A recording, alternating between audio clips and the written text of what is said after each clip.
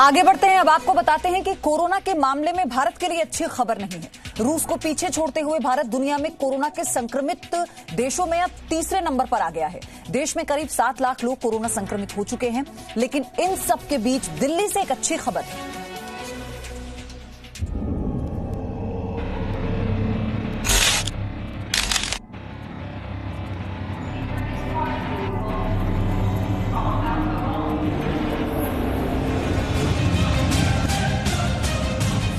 देश में कोरोना की रफ्तार तेज हो गई है। हालात ये है कि भारत दुनिया में रूस को पिछाड़ते हुए तीसरे नंबर पर पहुंच गया है। यानी भारत दुनिया का तीसरा कोरोना संक्रमित देश बन गया है। भारत में अब तक कुल 6,73,165 मामले सामने आए हैं। दूसरे नंबर पर ब्राजील है, जहां 15,79,837 मामले हैं। पहले नंबर पर अमेरिका है, जहां 29,70,468 लोग कोरोना संक्रमित हो चुके हैं। अब तो देश में एक ही दिन में कोरोना के 20,000 से ज्यादा केस सामने आ रहे हैं। रविवार को देश में 24 घंटे में 24,850 नए केस आए। 24 घंटों में देश में 613 की मौत भी हुई। अब तक कुल 19,268 लोगों की मौत हो चुकी है। लेकिन डॉक्टर्स का कहना है कि अभी तक देश में कोरोना वायरस का सामुदायिक संक्रमण नहीं हुआ है। टेस्ट बहुत ज्यादा कर रहे हैं हम। एक वन डे में we did almost 2.5 lakh test, जो कि पहले नहीं, इतने कभी नहीं हुए थे। तो ये टेस्ट जितने हम करेंगे पॉजिटिविटी उसी हिसाब से बढ़ेगी। Well, community spread may be possibly we are not really having community spread, क्योंकि अभी लोग इतने बढ़ गए हैं तो उनके कांटेक्ट से हो रहे हैं। I will still have some doubts कि कम्युनिटी स्प्रेड शायद नहीं अभी हुआ है। सरकार का कहना है कि 10 लाख की आबादी पर संक्रमण की दर कम है और रिकवरी रेट यानी ठीक होने की दर भी तेजी से बढ़ रही है। रविवार को जारी आंकड़ों के मुताबिक देश में कोरोना से रिकवरी रेट 60.76% हो गई। देश की राजधानी दिल्ली में कोरोना के मरीज करीब 1 लाख तक पहुंच चुके हैं। लेकिन दिल्ली के लिए एक अच्छी खबर है। दिल्ली सरकार की कमेटी में शामिल डॉक्टर संदीप बुद्धिराजा का मानना है कि दिल्ली में कोरोना का पीक खत्म हो गया है। दिल्ली में 24 घंटे में 2,244 नए मामले सामने आए। इसके साथ ही दिल्ली में कोरोना के कुल मामले 99,444 हो गए हैं।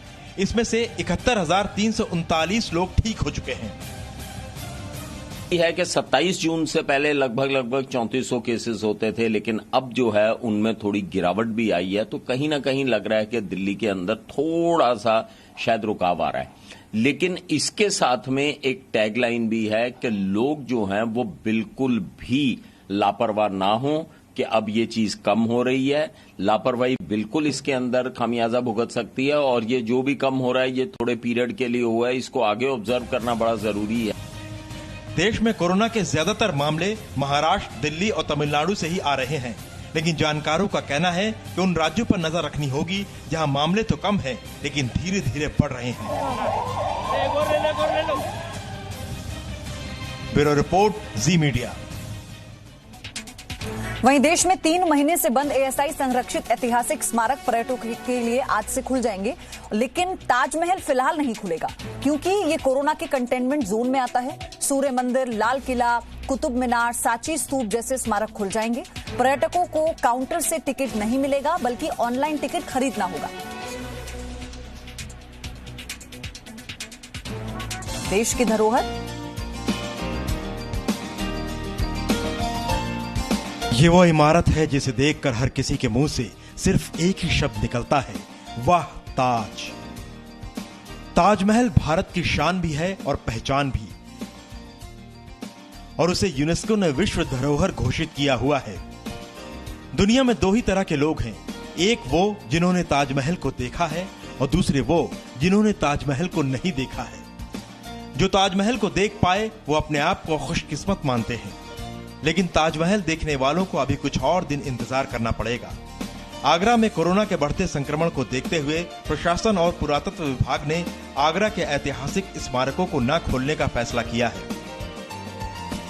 लॉकडाउन के बाद से ही ताजमहल समेत देश के तमाम स्मारक लोगों के लिए बंद कर दिए गए थे। लेकिन अब आर्कियोलॉजिकल सर्वे ऑफ इंडिया ने अपनी देखरेख वाले सभी स्मारकों और सेंट्रल म्यूजियम को खोलने का फैसला किया है। सूर्य मंदिर, लाल किला, सांची स्तूप, खजुराहो, कुतुब मीनार और हुमायूं का मकबरा समेत 3000 से ज्यादा स्मारकों, इमारतों और सेंट्रल म्यूजियम को खोलने का फैसला किया गया है। केंद्रीय संस्कृति और पर्यटन मंत्री प्रहलाद पटेल ने 6 जुलाई से सभी स्मारक खोले जाने की बात कही है। 6 जुलाई से देश के सभी एएसआई के स्मारकों को खोलने की अनुमति है। शर्त एक है कि हमें सुरक्षा का ध्यान रखना पड़ेगा।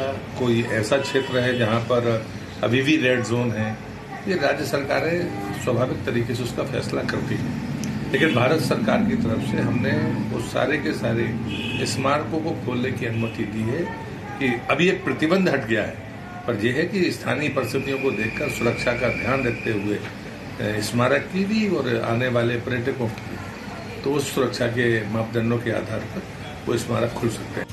संस्कृति और पर्यटन मंत्रालय ने इस बारे में नए दिशा निर्देश भी जारी किए हैं।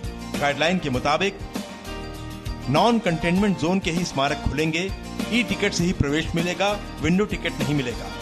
पार्किंग, कैफेटेरिया में सिर्फ डिजिटल पेमेंट स्वीकार होगा। पर्यटकों को 2 गज की दूरी का पालन करना होगा। चेहरे पर मास्क या मुंह ढकना अनिवार्य होगा। सैलानियों के हाथों को सैनिटाइज करने का इंतजाम जरूरी है। थर्मल स्क्रीनिंग होगी और सिर्फ बिना लक्षण वाले पर्यटकों को ही इजाजत होगी। पर्यटकों को समय सीमा का ख्याल रखना होगा। स्मारक के अंदर साउंड और लाइट शो अगले आदेश तक प्रतिबंधित रहेंगे। स्मारक के अंदर ग्रुप फोटोग्राफी की इजाजत नहीं होगी। पिछले कई महीनों से कोरोना वायरस के चलते पर्यटन बिल्कुल बंद था। सभी स्मारक बंद थे, लेकिन अब ये खुल जाएंगे, जिससे घरों में बंद लोगों को घूमने की आजादी मिल जाएगी। पहले इन सभी इमारतों को 31 मार्च से बंद कर दिया गया था। विशाल पांडे के साथ bureau report, ji media. Presenting B News app available on Google Play and App Store. Download it now.